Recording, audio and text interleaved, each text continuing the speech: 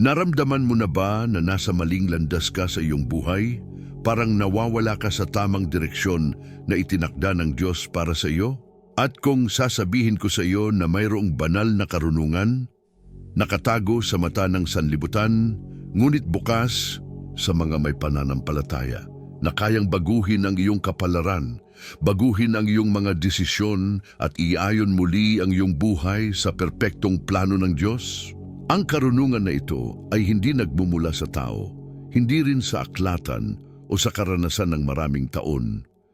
Ito'y mula sa langit, direkta mula sa trono ng Diyos. At kapag natagpuan mo ito, hindi ka na muling lalakad sa kadiliman. Mayroong lihim na alam ng iilan lang, pero kaya nitong buksan ang mga pintuang sinara ng kaaway sa iyong buhay. Bakit ang iba'y tila lumalago espiritual, emosyonal at maging pinansyal, habang ang iba ay nagdurusa kahit patuloy ang dala ang panalangin? Mayroon bang malalim na kaalaman na hindi pa natin naaabot? Isang susi na nakatago sa kasulatan, ngunit kailangang matuklasan ng ating espiritu. Sa susunod na mga sandali, tayo'y lalalim sa isang espiritual na paglalakbay na maaaring magpalaya sa iyong isipan mula sa bingit ng pagkalito at magbigay ng malinaw na gabay mula sa Diyos. Ang karunungan ng Diyos ay maaaring maging hangganan sa pagbabago ng iyong kwento at malapit mo nang matuklasan paano ma-access ito. Ngunit bago tayo magsimula sa makapangyarihang pag-aaral na ito, ikomento sa baba, "Panginoon, turuan mo ako ng iyong karunungan." Ang komento na ito ay hindi lang mga salita. Ito'y isang deklarasyon ng pananampalataya, isang espiritual na hakbang patungo sa pagbubukas ng pintuan ng pagkaunawa. I-click ang like dahil sa pamamagitan nito, ang mensaheng ito ay dadalhin sa iba pang naghahanap ng direksyon mula sa Diyos. Oo, maaari kang maging instrumento ngayon sa pamamagitan lamang ng isang click. Pinupuri kita dahil nandito ka. Espesyal ka dahil piniling mong pakinabangan ang salita ng Diyos kahit maraming bagay na maaari mong gawin. Ipinapakita nito na mayroong makapangyarihang ginagawa sa iyong kaluluwa. Sa pamamagitan ng pag-like at pag-subscribe sa channel, nakakonekta ka sa isang komunidad ng pananampalataya na hinahanap ang karunungan na nagmumula sa langit. Marami dito ang gumagamit ng mga video na ito bilang espiritual na suporta, sapagkat hindi lahat ay may simbahan malapit. At maaari kang maging sagot sa panalangin ng iba sa pamamagitan ng iyong pakikipag-ugnayan. Ikomento rin kung naranasan mo na ang isang sitwasyon kung saan kailangan mo ng banal na patnubay. Ang pagbahagi ay nagpapalakas ng iyong pananampalataya at nagbibigay inspirasyon sa iba. At maghintay hanggang sa dulo dahil ang penultimate part ng video ay maaring naglalaman ng susi para ma-unlock ang isang biyaya sa iyong buhay. Si Solomon at ang kahilingan na nagbago ng kanyang kapalaran nang lumapit ang Diyos kay Solomon sa isang panaginip at inalok siyang humiling ng anumang bagay. Hindi niya hiniling ang yaman, katanyagan o tagumpay laban sa mga kaaway. Humiling siya ng karunungan at ito ang nagpabago ng lahat. Bigyan niyo ang inyong lingkod ng pusong marunong unawain upang maghahatol sa inyong bayan, upang mapaghiwalay ang mabuti sa masama. Bunhari 3:9. Ang kahilingang ito ay napakatapat at kaayon ng puso ng Diyos na hindi lang binigyan si Solomon ng pambihirang karunungan, kundi binigyan din siya ng lahat ng hindi niya hiniling: yaman, karangalan at kapayapaan. Ito ang lihim. Kapag inuuna mo ang karunungan ng Diyos, nire-layout niya ang iyong kapalaran. Inaayos niya ang iyong mga desisyon, nililinaw ang iyong mga daan, iniiwasan ang kapahamakan, binubuksan ang mga pintuan, at nagbibigay kakayahan sa iyo na mamahala hindi lamang sa kaharian, kundi pati sa iyong sariling buhay ng may balanse at kaalaman. Gaano karaming beses na tayong nagpasiya batay lang sa tila lohikal, base sa sinasabi ng iba o sumusunod sa nararamdaman sa sandaling iyon. Ngunit nang humiling si Solomon ng karunungan, ipinahayag niya, Panginoon, hindi ko alam kung paano patnubayan ang aking buhay nang wala ka. Ito ang espiritual na sandali ng pagbabagong anyo. Kapag kinilala natin ang ating hangganan at umasa sa banal na karunungan, iniaabot natin ang manibela ng ating kwento sa kamay ng nakakaalam ng lahat. Isipin mo ngayon, anong mga desisyon ang ginawa mo nang hindi humingi ng karunungan mula sa langit? Mayroon bang mga pintuang nagsara dahil sa kakulangan ng espiritual na discernment? Ang karunungan ng Diyos ay hindi lamang konsepto, ito ay presensya. Ito ang Espiritu Santo na bumubulong ng tamang landas, kahit na ang karamihan ay patalikod sa direksyong iyon. At ikaw, handa ka bang gawin ang kaparehong kahilingan ni Solomon? Handa ka bang makita mabago ang iyong buhay kapag pinapayuhan ka ng isip ni Kristo? Ikomento ngayon, Panginoon, bigyan mo ako ng pusong matalino gaya ni Solomon. Ang komento na ito ay parang panalangin at ang tapat na panalangin kahit isinusulat lang ay naririnig sa langit. Ngunit narito ang tanong para ihanda ka sa susunod. Paano kung may uri ng karunungan na delikado na mukhang mabuti ngunit lumilihis sa plano ng Diyos? Bago tayo magpatuloy, inaanyayahan kitang maging miyembro ng channel. Sa pamamagitan nito, nakakatulong ka sa pagbibigay ng pagkain sa mga taong nagugutom. At kung hindi ka makakabuo ng pagiging miyembro, huwag i-skip ang mga ad. Bawat view ay may naiaambag. Ang karunungang pangdaigdig na tila mabuti, ngunit nakakawasak. Hindi lahat ng karunungan ay nanggagaling sa Diyos. Ilan sa mga ideya, payo at direksyon ay mukhang tama sa mata ng tao, ngunit nagdadala sa pagkawasak. May daraang daan na tais ng tao, ngunit ang wakas nito ay daan patungong kamatayan. Kawikaan Part 12. Ito ang pasimuno ng kalabang espiritu, nag-aalok ng alternatibong karunungan na lohikal at praktikal, ngunit espiritual na lason. Ito ang karunungan na nakabase sa sariling kakayahan, katalinuhan o ipinagmana ng karamihan na kadalas ay humihingi ng pagpapatunay mula sa iba. Maraming tao ang nagdedesisyon batay sa opinyon ng nakararami, sa emosyon o sa pagnanais makilala. Ngunit ang Espiritu ng Diyos ay gumagala sa tahimik, kadalsan ay sa gilid ng kabaliktaran ng mabilisang kilos ng mundo. Ang karunungang pangdaigdig na ito ay maaaring mukhang praktikal, ngunit madalas nagiiwan ng pait na bunga, pagkabalisa o pagkakadismaya, sirang relasyon at pagkatalo sa awa. Ito rin ang nagdala kay Eva sa pagkakasala. Tinuruan siya ng ahas gamit ang makatarungang lohika. Babuksan ang iyong mga mata, ikaw ay magiging kagaya ng Diyos.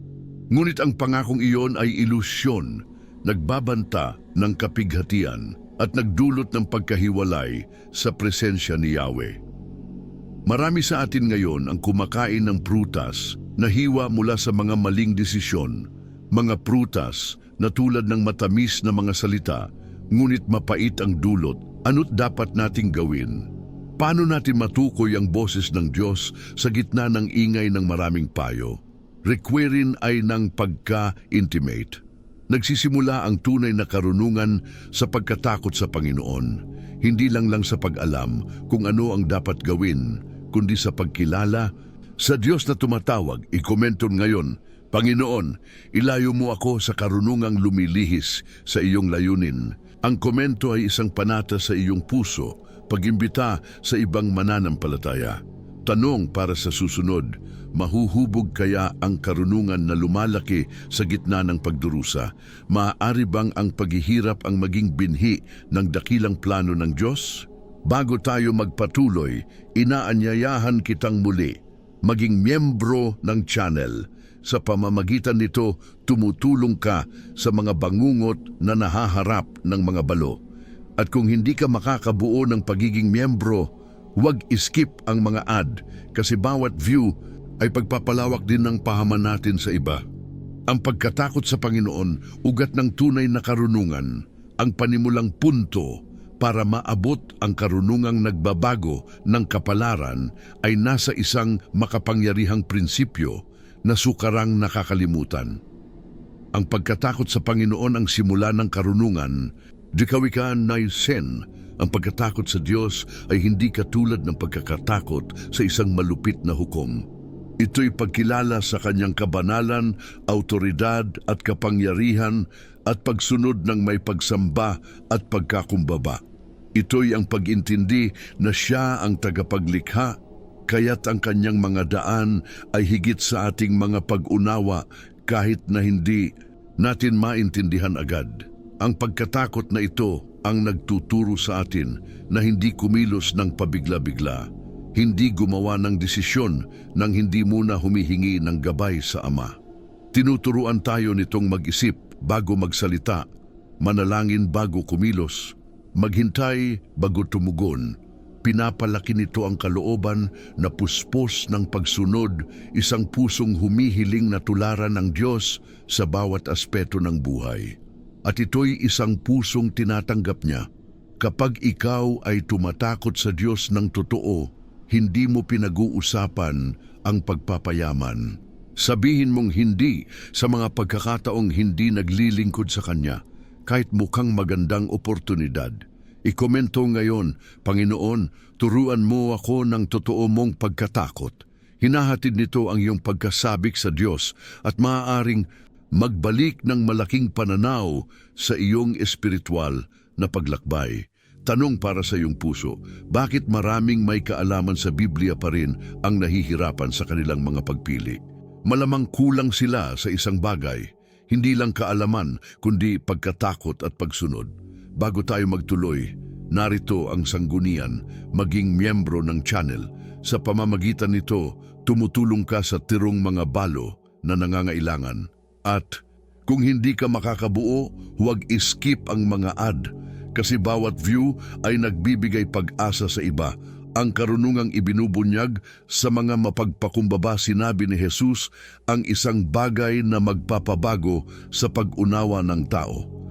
Salamat sa iyo, Ama, na nakatago mo ang mga bagay na ito sa mga marurunong at matatalino at ipinahayag mo sa mga musmos. Mateo 11:25. Ang talatang ito ay nagtataglay ng malalim na hiwaga. Ang tunay na karunungan ng Diyos ay hindi ibinibigay sa mga mayabang, sa mga tiyak sa sarili o sa mga nag-aakalang dalubhasa na. Ibinibigay ito sa mga nagiging bata, handa matuto, may pag-asa at mapagpakumbaba. Itinatago ng Diyos ang ilan sa kanyang mga lihim sa mga palalo at nagpapahayag sa mga nagbabalik loob na, hindi ko alam, ngunit nakasalalay ako sa iyo.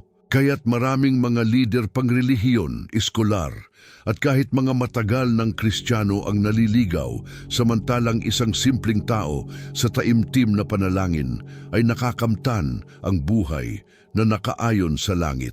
Ang pagkamapagpakumbaba ang susi upang mapasok ang misteryo ng Diyos. Kapag kinilala mong hindi mo hawak ang lahat ng sagot, nagiging mataba ang lupa para sa karunungan ng Espiritu Santo. Napansin mo ba na ang pinakamalalim na pag-ibig na nagbabago ng buhay ay kadalasang ipinapakita sa panahon ng pinakamabigat na pagdurusa? Dito natatanggal ang pagmamataas, bumababa ang pader ng pagtatanggol at lumalapit tayo sa Diyos. Ikomento ngayon, Panginoon, sumusuko ako, turuan mo akong muli bilang isang bata. Ito ay simpleng salita, ngunit taglay nito ang puwersa na magkakabago ka sa laman at espiritu kaysa sa inaasahan mo.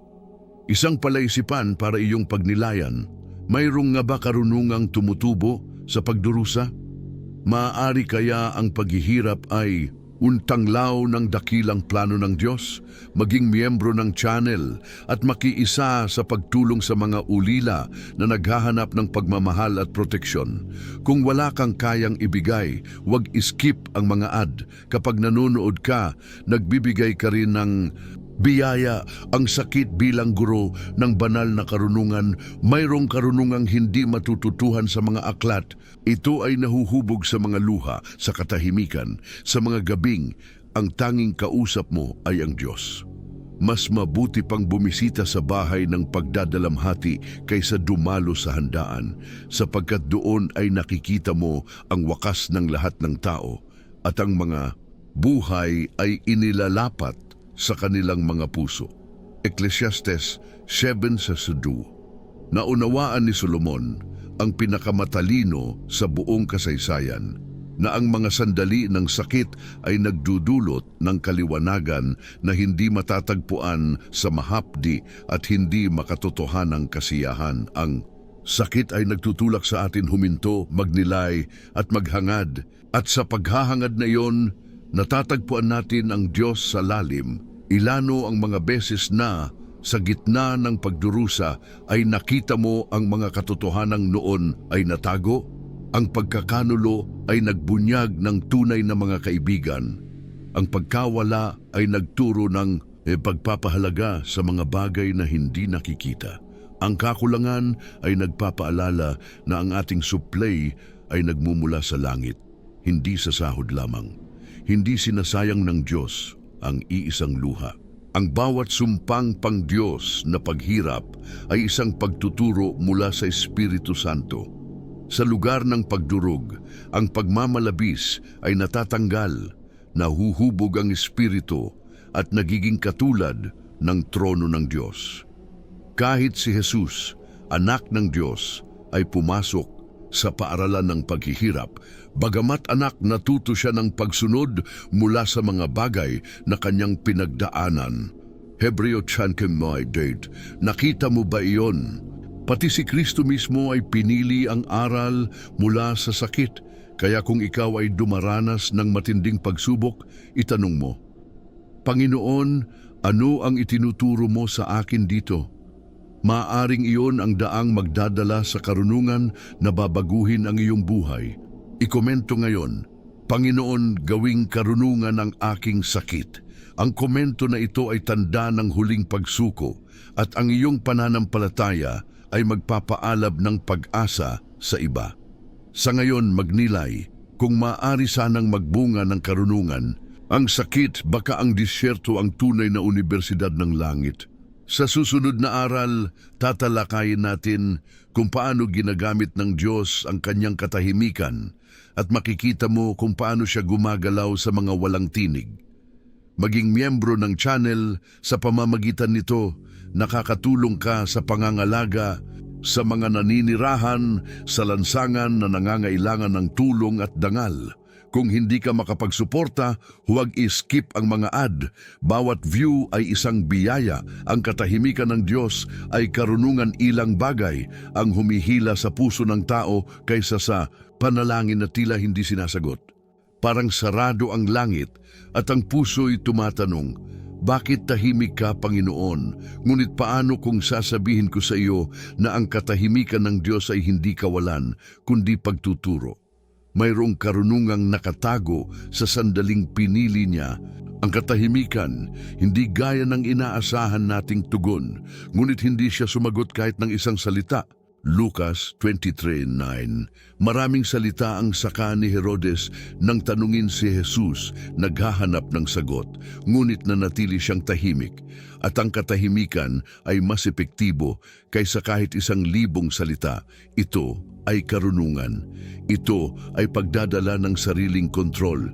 Gaano kadalas mong nais kumilos, magsalita o ipagtanggol ang sarili, ngunit ang Espiritu Santo ay nag-usog, manahimik ka, at doon mo natutunang hindi mo kailangang patunayan ang sarili kung ikaw ay nakatayo kay Kristo.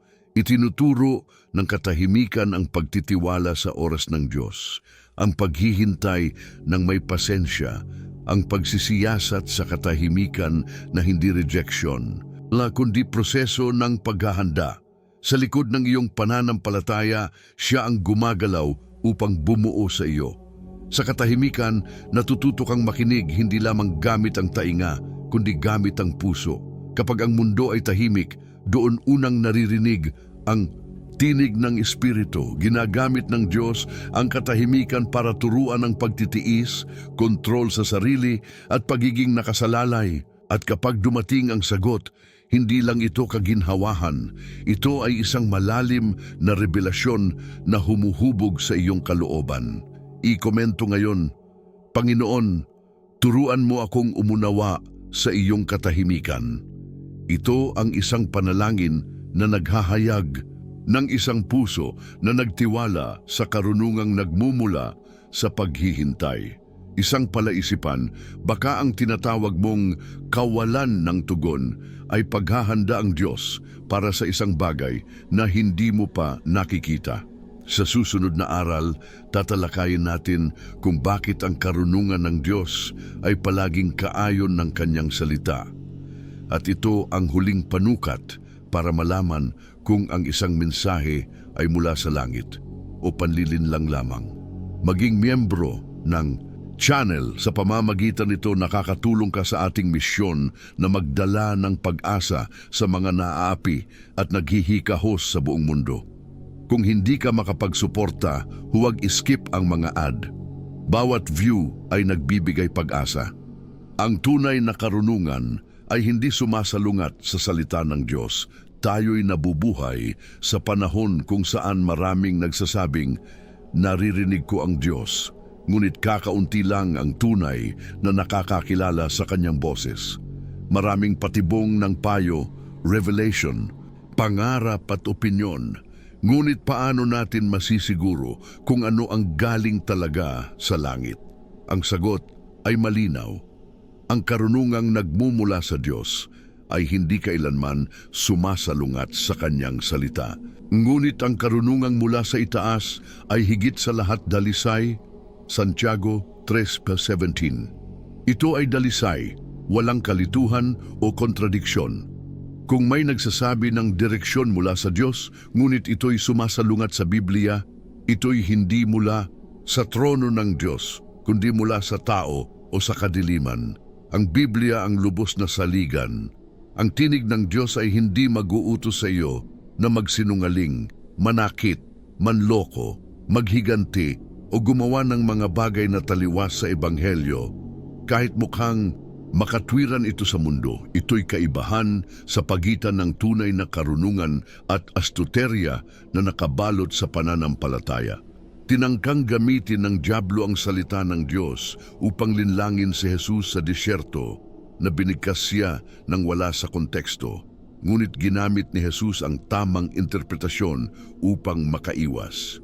Gusto mo bang lumakad sa liwanag at protektado? Sila'y nagsisipagsulong sa pamamagitan ng uhulali sa Eskritura. Ang karunungan ng Diyos ay nakalimbag doon, ngunit dapat itong buhayin ng Espiritu sa iyong puso. Ang Biblia ay hindi lamang gabay, ito ay mapa ng puso ng Diyos. Sa lalim ng iyong pagkaalam sa kanyang sinabi, lalong titibay ang pagkaunawa mo sa tinig niya ngayon. Ikomento ngayon, Panginoon, iayos mo ang aking isip ayon sa iyong salita. Ang komento mo ay maaaring magpasigla sa ibang mamayan upang balikan nila ang Biblia ng may masusuring mata ng Espiritu. Isipin ito. Baka may confusion ka ngayon dahil sumunod ka sa payong hindi nakaayon sa salita ng Diyos. Hali, sa susunod na aral ipapakita natin, hindi mo dapat palampasin kung paanong ang Espiritu Santo ang pinakahuling bukal ng karunungan ng langit. Ito ang punto kung bakit ang mensaheng ito ay hindi lang basta aralin, kundi buhay na pamumuhay. At huwag kalimutan, sa pagiging miyembro ng channel, nakakatulong ka sa mga nangangailangan at nakatira sa lansangan, nagbibigay dangal at pabahay. Kung hindi ka makakabuo, huwag skip ang mga ad. Bawat panonood ay panata sa pagmamahal ng Diyos. Ang Espiritu Santo. Buhay na bukal ng karunungan ng Diyos. Maaari kang magbasa ng Biblia ng 100 beses, makinig ng daan-daang sermons. Ngunit kung wala ang Espiritu Santo, lahat ay kaalaman lamang. Siya ang nagko-convert ng impormasyon tungo sa pag-unawa. Siya ang nag-i-interpret ng mga misteryo ng Diyos sa puso ng tao. Ngunit ang tagapagpayo, ang Espiritu Santo na ipapadala ng Ama sa pangalan ko, siyang magtuturo sa inyo ng lahat. Juan 14:26. Hindi isang sistema ang karunungan ng Diyos, isang tao ito. Ang mismong Espiritu na kasama ni Jesus na nananahan din sa atin ngayon. Siya ang nagsasalita, nagtuturo, nagwawasto at gumagabay. At ang nakakarbeng ang matuto makinig sa kanyang tinig, hindi na maliligaw. Ang presensya ng Espiritu Santo ay parang kompas mula sa langit. Hindi lang siya nagbibigay daan, kasama din natin niya. Nais mo ba ng karunungan sa mga desisyong gagawin mo? Imbitahan mo siya bago ka magpasya. Nais mo ba ng discernment para malaman kung sino ang tunay na galing sa Diyos? Hanapin mo ang kaibigan ng lahat ng nangangalay. Nais mo ba ng kapayapaan sa gitna ng kaguluhan? Siya'y paghinga ng katahimikan na hindi kayang abutin ng mundo. Ngunit mag-ingat, hindi siya nagpapakita sa pusong may kapalaluan, hindi pinapatawad na kasalanan o walang malasakit sa espiritual. Siya'y pinupino. Nagpapakita siya sa pusong uhaw, nagsisisi at bukas sa kanya. Ito na ang huling susi. Ang karunungang nagbabago ng kapalaran ay lumalabas kapag ang ating buhay ay buhay na pakikipag-ugnayan sa Espiritu Santo araw-araw. Hindi ito tungkol sa pag-alam ng lahat. Ito'y tungkol sa pagsama sa isang nakakaalam ng lahat.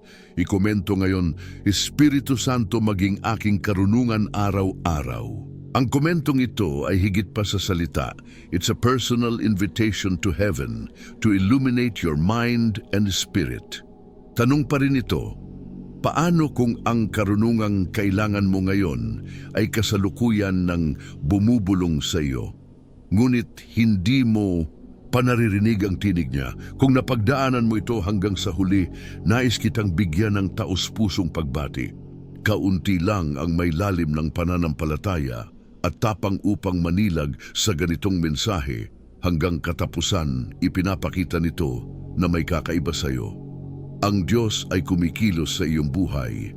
Ang Espiritu Santo ay gumigising ng panibagong pagnanasa, panibagong kagustuhan sa karunungan na hindi mula sa mundo, kundi mula sa langit. Ngayon, nais kitang hikayatin na tapusin ito sa isang pangako. Ikomento ngayon, pinipili kong mabuhay ayon sa karunungan ng langit.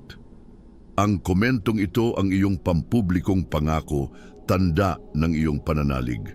Ipinakikita nito na hindi ka lamang nanonood, naiintindihan mo at nais mong isabuhay ito. Kung naantig ka ng mensaheng ito, ibahagi mo sa iba.